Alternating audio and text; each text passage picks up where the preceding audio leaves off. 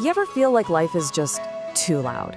Like you've got way too many tabs open in your brain, and the pressure to make these huge, life-altering changes is just overwhelming? Yeah, we're always told to set these giant goals, to become a new you. But what if there's a better, quieter way? So let's dive into that, because today we're exploring 10 tiny Japanese habits that can create massive, lasting change. Not through brute force, but with gentle, steady consistency. So on one side, you've got this classic picture of burnout, trying to leap over a mountain in one go. We fail, we feel bad, and then we just give up. But on the other side, that's a totally different philosophy. It's about taking one small, manageable step at a time. This is the core idea we're talking about today, ditching that all-or-nothing mindset for small, incremental progress that actually sticks. And this ancient wisdom, it just perfectly captures the spirit of what's to come. See, it's not about one big dramatic action. It's all about the compounding effect of tiny, consistent efforts. The habits we're about to cover, they're the drops of water that are going to help you gently reshape your life. All right, so let's start with habits that build forward momentum. This is all about getting unstuck and finding a clear direction, even when you feel totally lost. First up is Kaizen, and this is an absolute game changer. It means continuous improvement, but the secret sauce is making changes so laughably small that you literally can't say no. Just think about getting 1% better each day. The goal isn't some massive overhaul that just leads to burnout. It's about removing the friction and the fear of just getting started. And this is the perfect way to think about it. Forget cleaning the entire house. I mean, who wants to do that? That's just overwhelming. Just pick up one sock. That's it. Want to read more? Don't think about the book. Just read one page. Want to get in shape? Just do one push-up. See, one becomes two becomes a streak, and a streak, well, that's how you build a whole new identity. Of course, all these small steps need a map, right? A direction. And that's where our next concept, Ikigai, comes in. This is your why. It's your reason for being.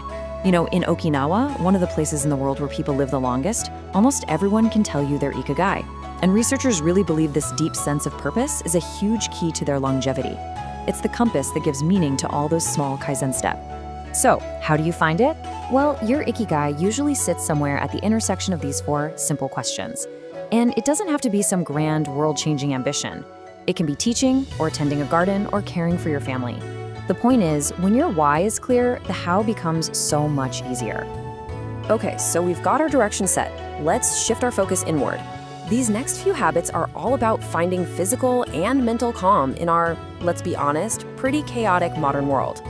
This one is just beautifully simple. Hara Hachi Bu. It means eat until you're 80% full.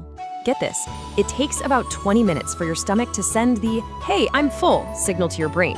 So if you eat until you feel full, you've actually already gone too far.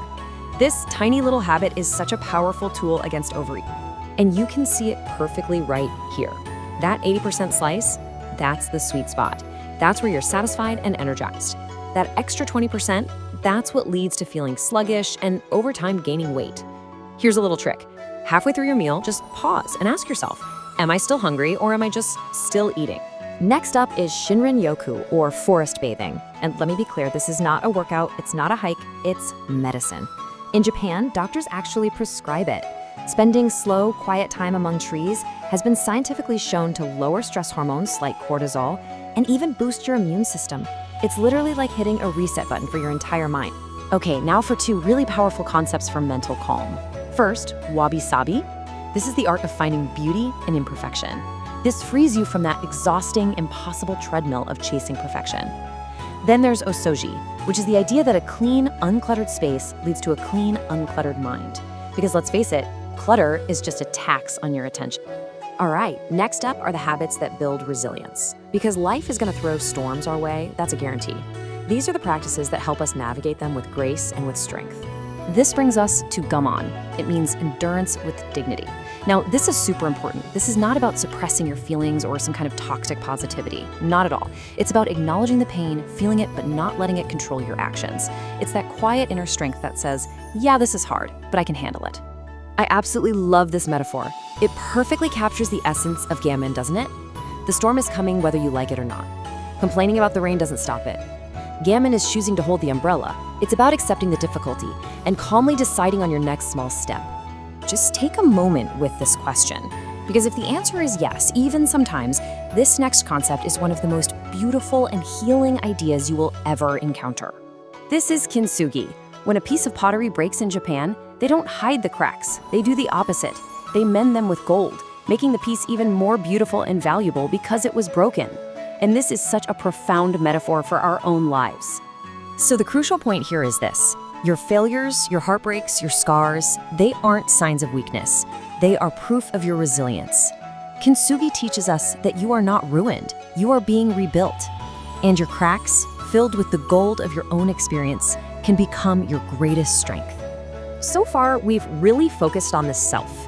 Now let's zoom out a bit and look at how our tiny habits can impact the world around us and create a more harmonious society for everyone.